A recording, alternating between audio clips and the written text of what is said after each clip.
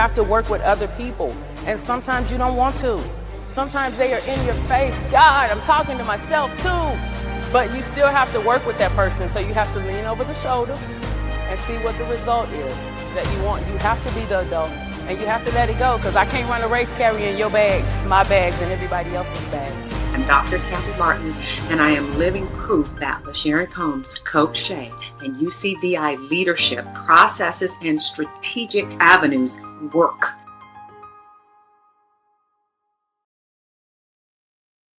Hello, and welcome to Be the Clay, the space where transition meets truth and where God molds the woman you're becoming. I'm your host, Sharyn Combs, and every week we talk about reinvention, identity, mindset, and the faith required to hold your form when life is applying pressure. Here, we get honest about the battles, the breakthroughs, the becoming, and the journey to the new you, while including the old you, but still moving to the new you. You guys know what I mean. So take a breath, lean in, and let's grow. One intentional conversation at a time. Hey guys, how you doing? This is Sharyn. Good morning. I am so glad that you're here with us this morning. We have a great guest for you. I hope that your week is already going well. I know it's just Tuesday, but I hope that your Monday was amazing. I hope that you were able to impact someone, influence someone for good, that you were able to encourage someone. And if you need that encouragement today, we're glad that you're here with us, because you will get it. If you're in transition, having to reinvent yourself, or maybe just wonder, like, am I alone? Am I losing it? Am I crazy? Like, what's going on? All these things while trying to hold things together and still perform. We want you to know, no, you're not alone. No, you're not crazy. Listen, it's part of the journey. And our guest today is going to help us with that journey. We have Teresa Hand-Campbell with us today, all the way from Ireland. All the way from Ireland, yes. And I'm going to bring her in. And as I'm bringing her in, I want to go ahead and begin to just give you her bio. I'm going to read it because it's beautiful. And I've known her, man, are we at 2 years now? About 2 years. Oh man, a little more than 2 years. We worked together. We were part of a community of professionals, and it's just been good. So I know that she's going to have some great things to say to you. Hi, Teresa. Hi, Sharyn. How are you? Hey. Lovely to see you again. Man, it is good to see you. Listen, I don't want you to get comfortable talking yet. I want to actually acknowledge that you are a multi-science analyst and a registered psychometric test user. You use psychometric testings at various stages of the career journey. So any of our guests who are going through a journey could reach out to you, right? To help identify key skills, behavioral styles, competencies, driving forces, emotional intelligence levels, and acumen. And then you help them draw up action plans. And I love that. You're going to be helping with training, upskilling, motivating other people to achieve their very best. And that's part of the core of what you all do. I also know that you deliver training and workshops around the interests and relevance as it relates to modern workplace, leadership, EQ, emotional intelligence, change, immunity, change and immunity to change. I want to hear about that. Dignity in the workplace, and conflict solutions and resolutions. You work with a lot of leaders. I'm glad that you work with a lot of leaders. And I'm going to stop now because I want to get into this conversation with you. How are you doing today? I'm great. I'm in the Midlands of Ireland, and it's about nearly 4 o'clock in the afternoon here. Yes. Oh, I thank you. It's a little earlier in the morning here, but not too early. Mine is a little more. It's just about 10 a.m. for us, but I am so glad that you are joining us today. I've told you a little bit about this podcast as I'm moving from another podcast. I'm sure you know I have a podcast network, so some of the shows we have, they never show my face because I produce them. I'm an executive producer. But with this one, this is kind of close to my heart. And so I have questions I really, really would love to ask you. Before I get into those questions, is there anything you want to say to our audience, to the audience on LinkedIn, YouTube, anything you want to share? I suppose at this point in my life, I have seen many changes, and I've had to reinvent many times. I started out as an educator, moved on by necessity in response to hard times in my life. I went back, studied as a psychologist, Then studied at the University of Leicester as an organisational psychologist, went on and did business executive coaching, mediation, the psychometrics, etc., and ended up running my own business. But that will all unfold as we go through, and much of it was in response to adversity in my life. Okay. All right. Well, thank you for that. I love the fact that your journey does, man, it just shows. It just shows things unfold as we go and life changes a bit. So the first question I wanted to ask you is, when you hear plot twist, what comes to your mind at that moment? When life says plot twist, what actually comes to your mind? My life and the plot twists that have happened. I suppose starting out in my 20s, right up until the present day. And I'll just give you a brief overview. I chose education. I was toying with doing a law in college, but chose education. And at an early age, at the age of 23, a tragedy struck my family in that beloved brother was murdered in the line of duty as a detective Garda, a policeman. And it really, really threw the cat among the pigeons in everybody's lives. It was horrific. It was he was 5 weeks married. He was 26 years old, and he was a detective. And he was gunned down by our IRA at the time when he was protecting a van load of money. And it really, really sent our lives into a whirl. Sent my life into a whirl. I was quite close to him, and then you move on with your life. Mm-hmm. And I got married in my late 20s, early 30s, and 6 years into our marriage, my husband went blind, and our youngest child was 2.5. So that was another twist. That was a real punch in the stomach after moving into a new home. And we ended up going through the journey of getting out of Ireland, going to Harley Street, UK, and going on to Johns Hopkins, Baltimore, USA, to try and reverse problems with his eyes that had been caused here in Ireland, etc. And that was all while rearing a young family. And in response to that tragedy in many ways, I went back to study. So I took 2 years out from my mainframe work as a principal of a school, went back to study in Trinity College, Dublin. I did a 4-year degree in 2 years, traveling every morning from 6 a.m. and coming back at night time. And then I moved on to a master's in Organisational Psychology at the University of Leicester, because I was trying to create solutions for now being a single income home with a mortgage on a new home and having 3 children to rear and put them through to college, etc., and pay medical bills, etc., as you can imagine. And then, you work through that. It dictates what you do in your life. It dictates what your children choose as careers. We ended up with one doing optometry, a second doing entrepreneurship, and the youngest becoming a chartered accountant. And during that time, we went on pilgrimages to places like Medjugorje, etc., to try to playing to the spiritual and looking for a miracle. And then the final twist comes. We got a lot of travel in. We made a vow that our children's childhood would not be coloured by illness alone, that we would travel, etc. So every chance we got, we took them all over the world. And in 2010, we did a beautiful journey, Sri Lanka, Australia, New Zealand. We've been to the States several times because my husband had people in Philadelphia.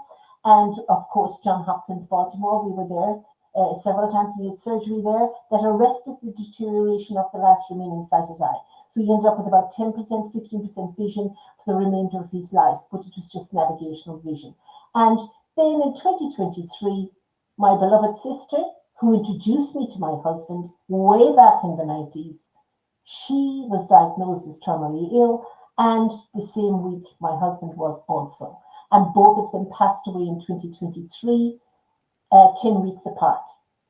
So the things that have happened in my life I couldn't have predicted, but I have trained my mind to think today and think today only, work it out today, try to plan and move with the flow in answer to the problem that has been put in front of me. And it has served me well. I've been quite resilient in that Immediately, if a client comes to me with a problem, I think solution. There are solutions, and I believe there's a solution to everything. But I've been tested and tested and retested. But if I didn't have a deep faith, I don't know where I would be. I believe this world is our classroom, and when we finish the lessons, we return home. Oh, that is so good. That is Yeah. so good. I love the fact that you said return home too. That is so good. Do you believe like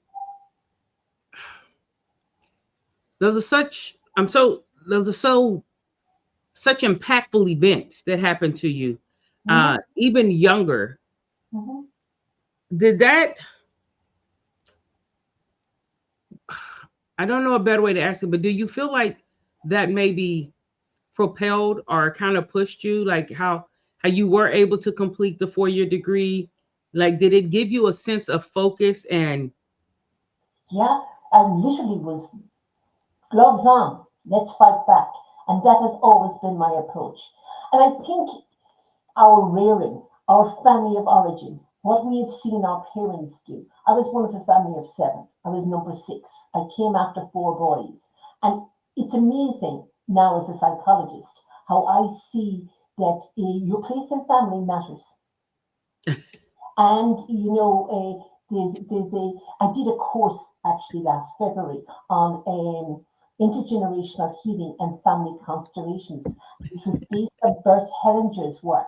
He's a German, and that whole thing about the influence of our ancestors and how they're beside us and how we actually lose contact with our roots if we don't actually actively work on warming up these contacts and leaning into them. They haven't left us. The fact they're not within sight doesn't mean they're not there. And the fact that you have a place in your family, regardless of what happens in your family, regardless of what happens with siblings, etc., you have that place, and that place is uniquely yours and can't be taken from you. Which was a brilliant course. man, we may actually come back and do an entire show on like birth order and your order in the family, Very because good. if Ah, you don't understand it, you could really spend unnecessary time trying to fight certain things or even internalizing certain things. well, And then you have to realize as well that relationship with your siblings. As you go through life, the people you meet at work every day very often know more of your life and on a day-to-day basis than your siblings do. And while you go in different directions, and you often have friends, as they say, your friends are the family you choose for yourself. I do believe that. yeah, You know? okay. So oh my, we could so go there, but I want to come back. I want to come back through the things that you've gone through in your life. Being pliable, flexible, adaptable, just, fighting back, as you said. Was there anything that you were like, I don't know if I'm going to come back from this? You know, I think the 2023, the death of my sister and my husband 10 weeks apart, after all of the struggles. I don't think as I say, you're never out of the woods.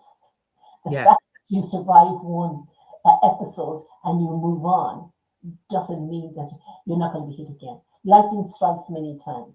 I did think, yeah, this is the last straw. What is this about?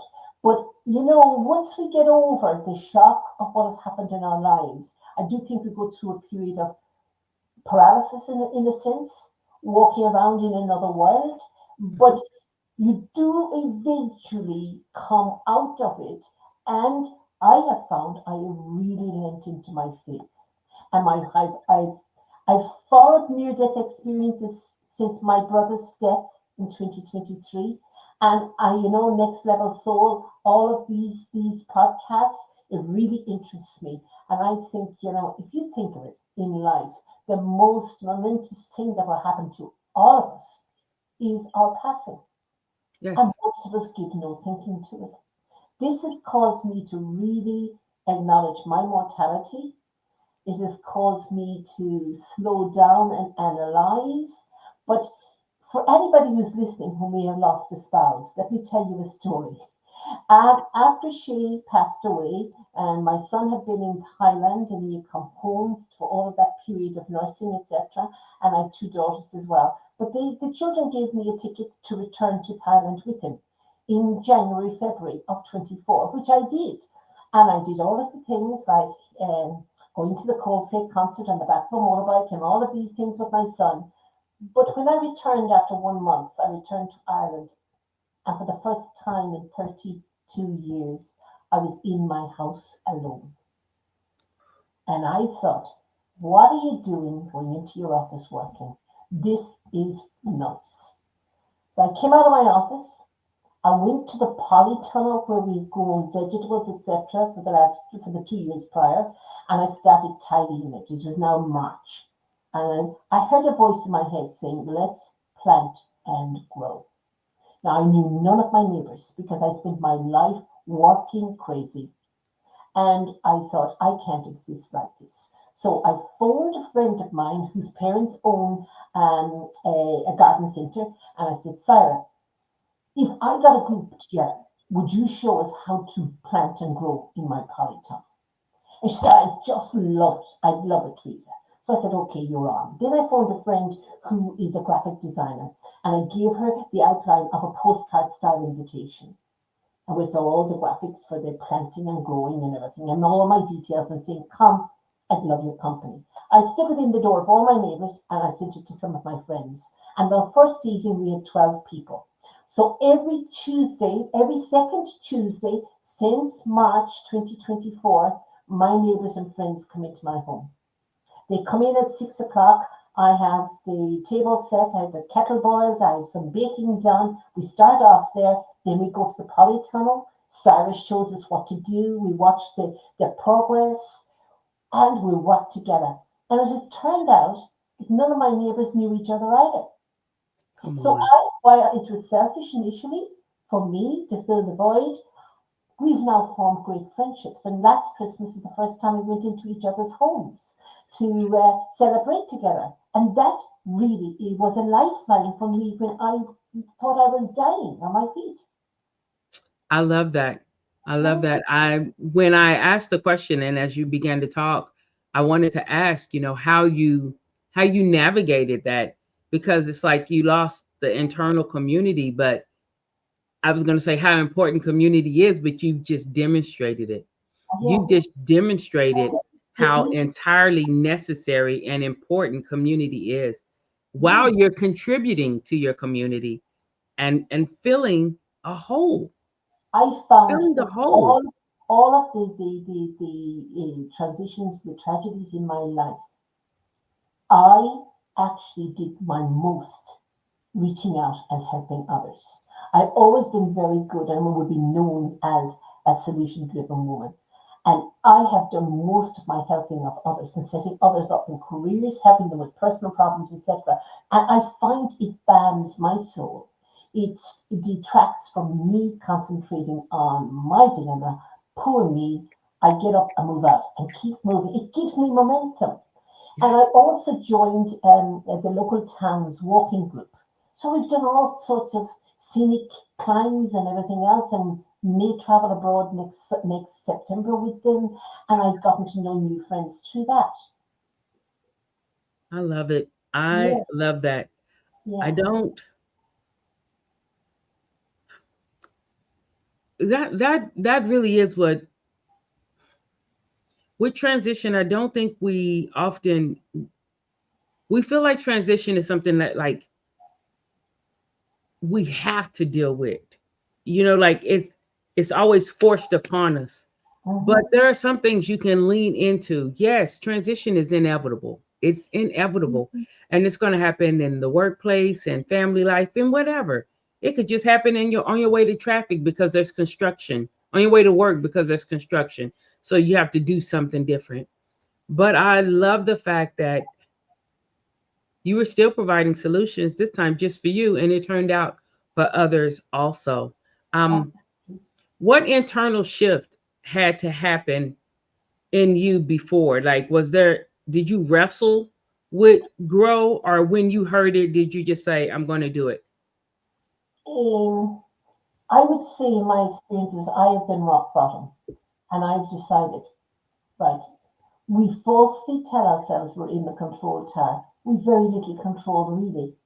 And I really believe if we can turn it on its head, I'm brilliant at turning things on their head. If we can look at it as a, well, there's got to be another way of responding to this. It's all got to do with mindset, growth mindset, as opposed to fixed mindset. I have a fantastically positive growth mindset. There's a solution to everything. And none of us are going to get out of this alive. So we've got to twist and turn and make the best of the hand we're given. Now, if you surrender, as I say, surrender to the fact that you're not in the control tower, surrender to the greater God, it works. And it has worked brilliantly for me. I always take 1 hour per week where I go to the church and sit in adoration. And that is like giving my soul a drink of water to keep me going in there. Amen. That's how I thread it. During the time when you're sitting and in that quiet, do you find that it recenters you or recharges you or helps you to just, if you are carrying a lot of weight, helps you to just realize, Absolutely. Hey, yeah, it just helps me offload. I can go in. There are days I can cry. There are days I go in and I just sit in that presence, that peace. And I leave all my troubles there and I say, Lord, take me by the hand. Come on, you come on with me. I go out, I go to a lovely restaurant down the road, have my bowl of soup, go home, back to my office and start working again. It actually keeps me going. And it's about routines. If you add different routines into your life, they become part and parcel of what it means to be you. And they become the grounding for your strength and your response. I find giving to others, helping others. When a client phones me and says, Teresa, I got it. I got the interview. Or, Teresa, I've achieved whatever. I whoop and yahoo like it's myself that got it because I've given myself heart and soul to it. I'm very other-centered and I'm very good with people. I'm good at reading people. I'm good at getting into where it is they're at now. And I find that people do feed off that strength and it renews them and motivates them. I love it. I love it.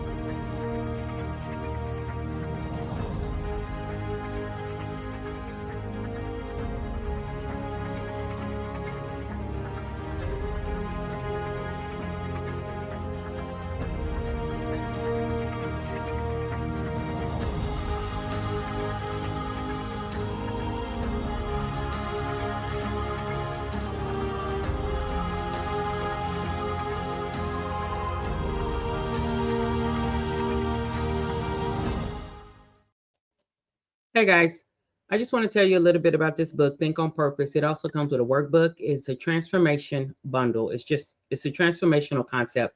Listen, the principles in this book, people ask me all the time, how do you do everything that you do? You know, I've written some books, I've spoken on stages, Vegas main stage, just even in a room with 2 people to Vegas main stage. And they always ask, well, how do you have time to do all that? How do you do what you do? It's about being intentional and being intentional in your thought life. Many people don't know your thoughts, they are indicators of your intentions. And if you don't like where your thoughts are, then you can change them. Science has proven you can reset the grooves in your mind. And in here, not only does it tell you how to do that, but there are principles in here that will help unlock the things that you want to do. So I wanted to let you know about this book. It is open for pre-order now. If you if I may never get an opportunity to sit with you, I'm not that I'm the only person you can sit with, but I may never get an opportunity to sit with you. But the principles in this book will let you know what unlocked and opened doors for me and brought me from, the neighborhood that I grew up in, not having a car, riding bus, riding bicycles to get to work, to being able to be comfortable and not always worried about money and coming out of a scarcity mindset. So those principles are in here.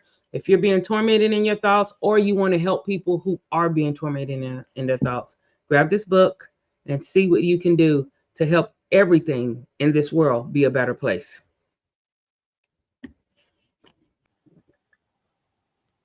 So I wanted to ask you, thank you so much for just sharing the parts of your stories. And I know that there's so much more, but I thank you for what you shared, because so often when life becomes disappointing or we encounter adversity, individuals want to tuck and run, or they want to hide. A lot of people, when change comes, they operate as an ostrich, and they stick their head in the sand. And I don't judge that. I myself in my life, I've experienced change and I've handled it in many different ways. I've been the ostrich. I've been frozen in fear, like in ice. I've been like afraid, like what will happen. I've tried to control every aspect of it. Now at this part of my life, as we spoke previously, I have more yesterdays likely than tomorrows. And so I've learned, like, I don't have the time to be stuck. Process what I need to process, but I don't have the time to be stuck. I wanted to ask you though, the way you had to personally navigate, uh, solve, you still had to show up, even as all these things were going on. At one point, you had children. Those children still needed to eat. You had household, you had things that still needed to happen. How did those personal reinventions shape the way that you now show up? Because you're an organizational psychologist, you're an executive coach, and you're a mediator, which means you're able to help bridge gap, hello morale and team building, and seeing teams move forward together. How did that personal reinvention, does it show up in your professional? And if so, how does it show up?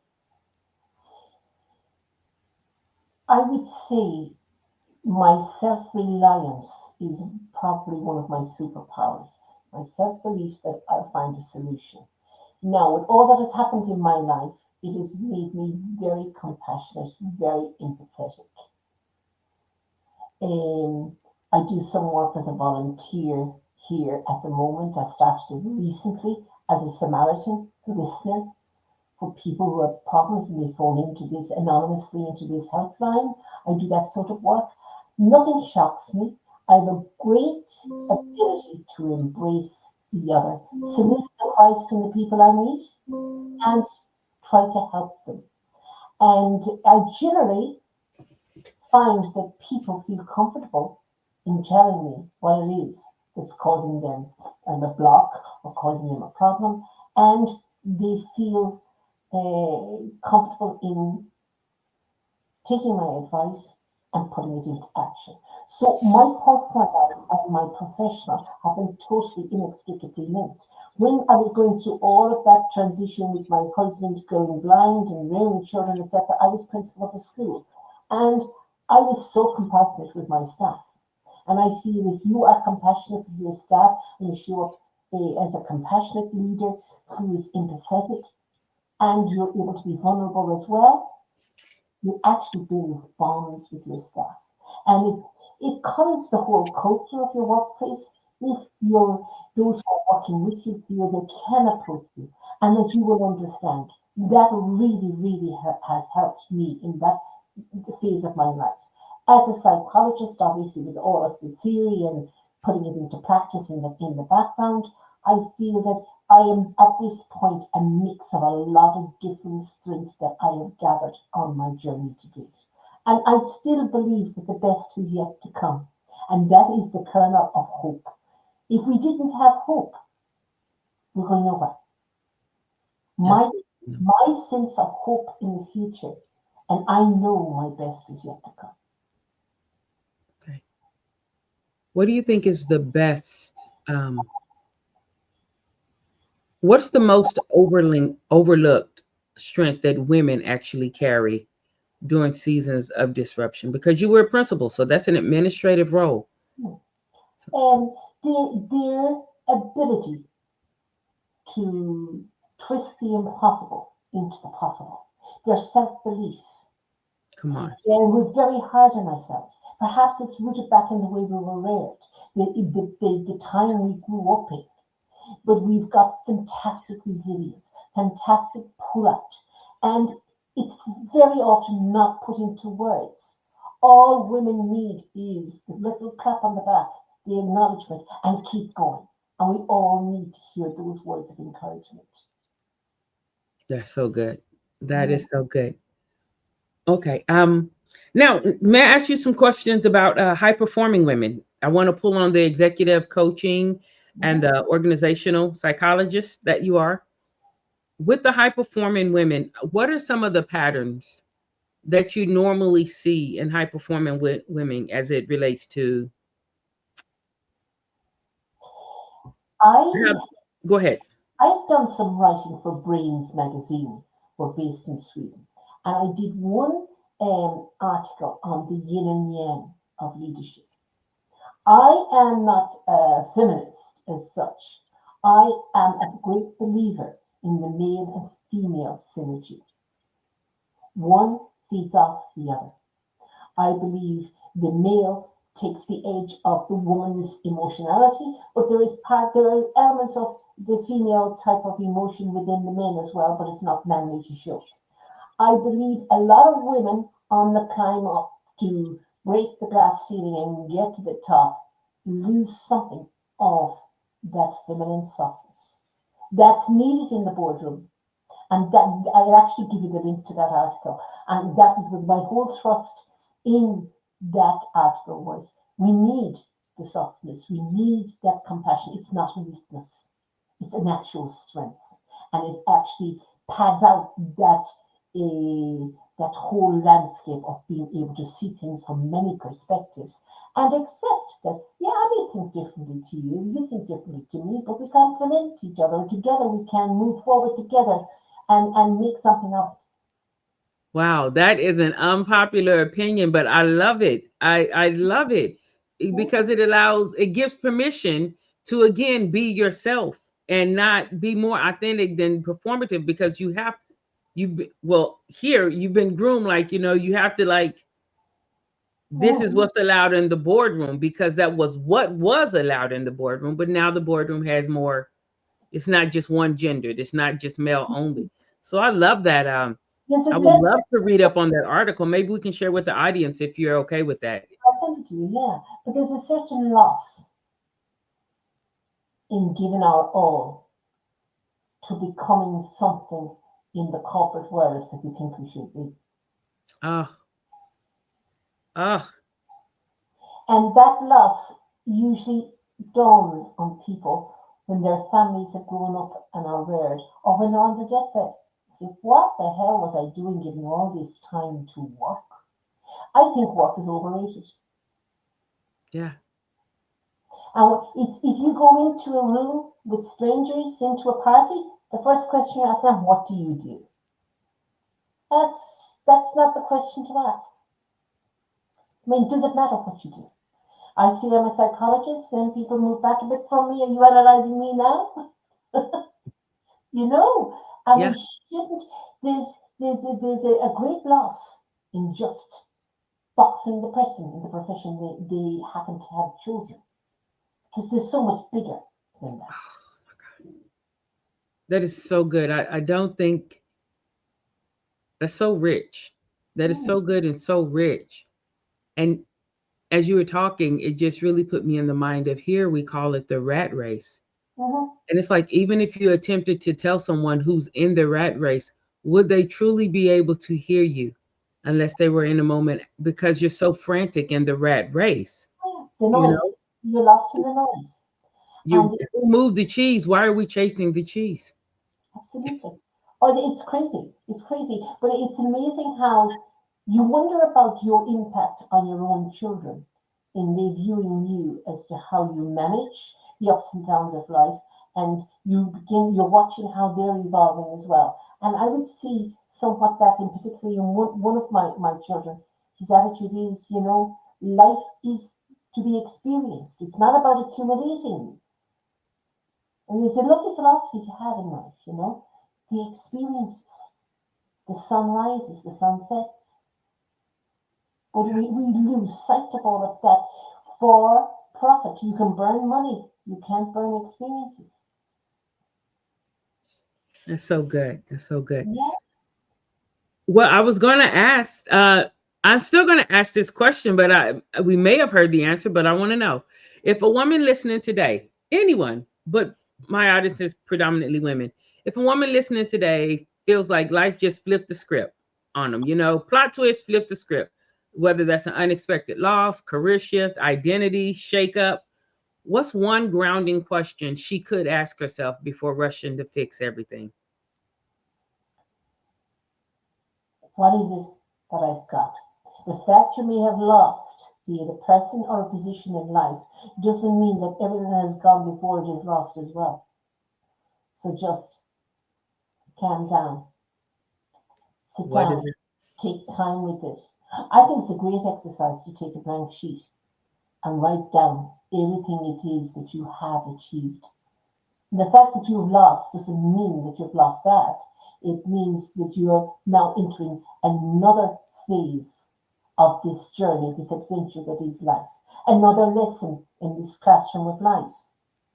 And that is really fine-tuning your soul to the person you really are. But acceptance is the key. Snap, snap, snap. All right. I have two final questions for you. Thank you so much again for your time, for being with us, Teresa. I love it. This has been a wealth of knowledge. Thank you. The version of you that emerged after the plot twist is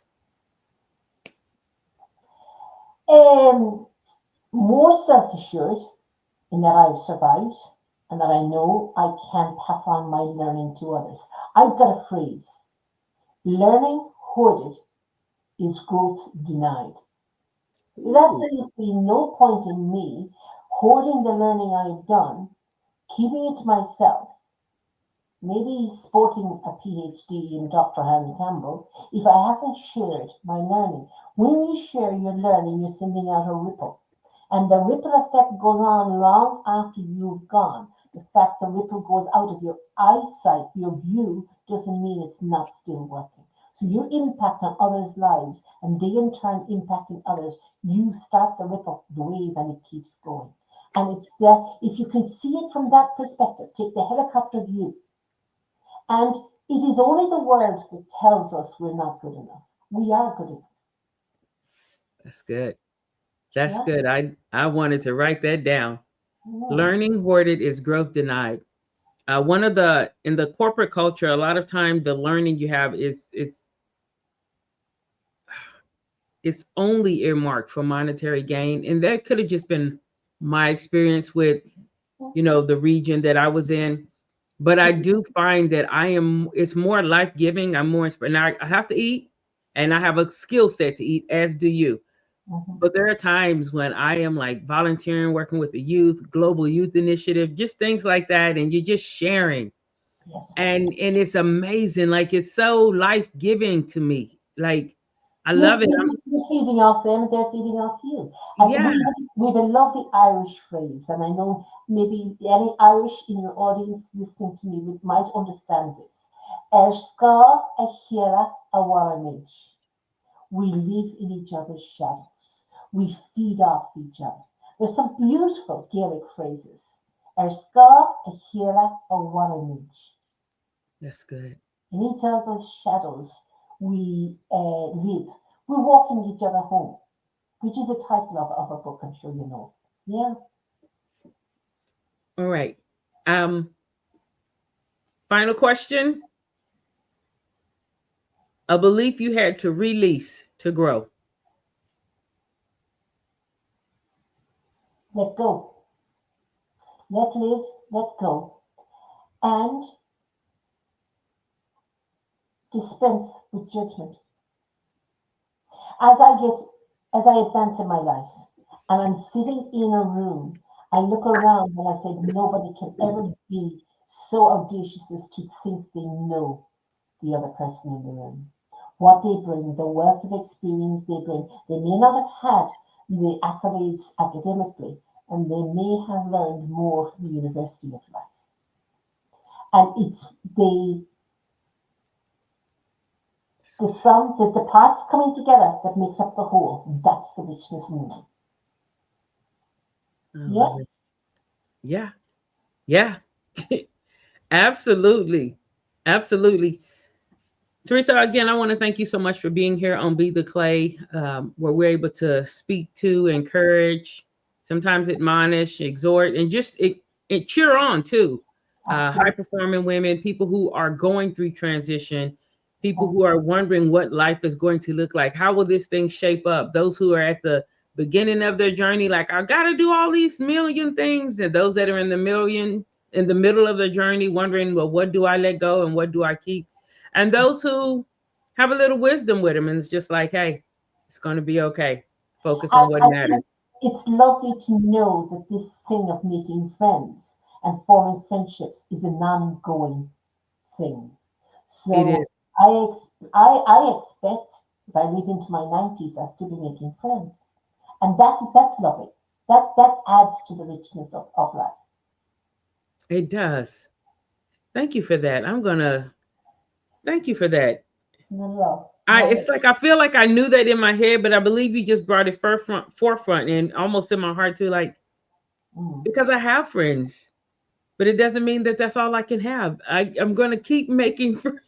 Yes. One thing I've learned in the loss of my husband, there were friends, people I considered friends along the way that I would have helped out in many, many ways and may have expected more from them in my time of need, but I've developed a philosophy. I was meant to be there for them when I was able to help them along the way. But I am setting myself up for disappointment if I expect something in return. So you give without expectation. And those will always be your friends, will always show up, and you always know you can meet them after a year and you just continue the conversation. There are others who you will shed as you shed different layers of your own life. Life is nearly like an onion. I often laugh. I say life is like an onion. It's like peeling an onion, tears and all. Tears and all. You know? Tears and all. So, Teresa, I know individuals can find you definitely on LinkedIn. Will you do you want to share anything about anything upcoming? I know that there's some Well, things you guys have in 2020. Yes, ma'am. I'm listening. Yes, ma'am. another twist along the way is I have joined forces with a co-author who was a client, and we're in the throes of writing around AI and AI in education, and that's coming. That's coming. I can say no more, but that's coming in 2026, and I believe more will come after it, and I believe the best is yet to come in my life, and that is the source of my joy in getting up each morning. That is that sort of giddy expectation of what's going to happen today. But you must create it. You must have that fearlessness in you to create. What can you lose? If it goes belly up, what can you lose? And that's my attitude. I'm excited too about the work that you're doing with AI. I'm Yeah. excited just some of the things you've done over 2025, and one of the things I know that you had emphasized and was a part of your body of work within 2025 was, just acknowledging the fact that we are, as far as the critical thinking in our youth and in people, like, are we giving them ample opportunity to develop those those skills, those muscles, those practices when and if AI is, like how the impact it may have on education as a We whole. do a great disservice to our young by not upskilling and teaching them how to use AI as a tool, not as a crutch and not as a replacement, as a tool.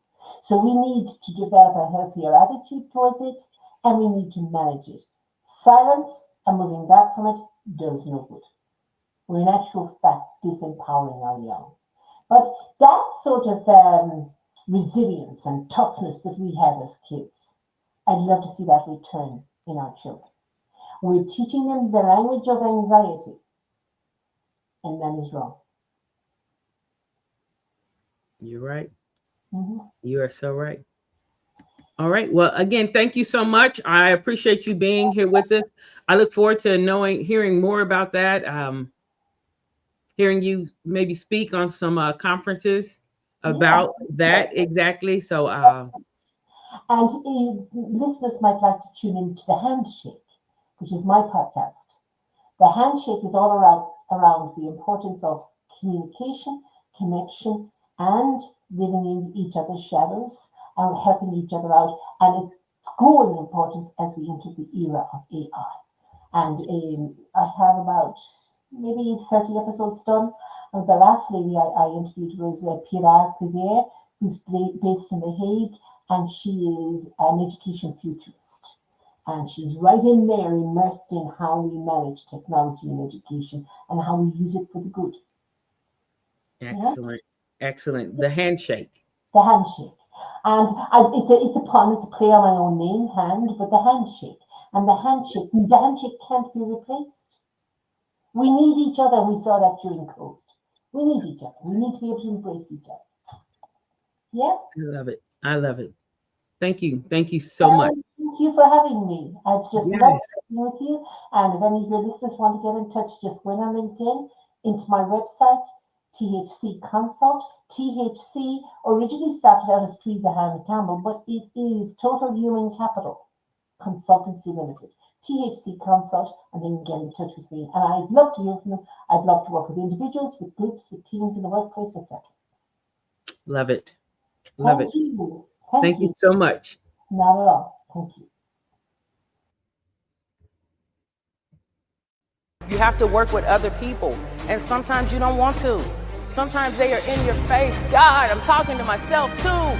But you still have to work with that person, so you have to lean over the shoulder and see what the result is that you want. You have to be the adult, and you have to let it go, because I can't run a race carrying your bags, my bags, and everybody else's bags. I'm Dr. Kathy Martin, and I am living proof that Sharyn Combs, Coach Shay, and UCDI leadership processes and strategic avenues work. Hey guys, thanks so much for being with us here on Be the Clay. That was an amazing episode. There were some very nice nuggets that were dropped. The guest, any information you want about the guest, please just check the description, and everything will be there that you need. You'll have the link to her podcast. You'll also have, hopefully we'll be able to share the article that she has written, if it's already published. That was a very good article there. If you could, please. A lot of you watch this, you've come from other works that I've done, and you're watching this podcast. If you could, please just subscribe and follow. I know you're watching it. I know I see the support. I see the support with the clips. Thank you. Thank you so much. What would really help is if you would please subscribe or follow on the social media platforms. That will be very helpful to me. Also, if you look in the upper left-hand corner, you will see a QR code. That simply helps with whatever needs to be done within the podcast. Any work that's being done, it supports financially. So if you don't mind, if you can, just give from your heart. Give from your heart. No amount is too small. No amount is too big. Give from your heart. Also, last thing, share this with someone. If you heard something and you that's good and that helped me, don't be stingy with it. It will help others too. So share this with someone. Y'all be safe. God bless. I am so glad that you're here with Be the Clay. And I look forward to more times with you.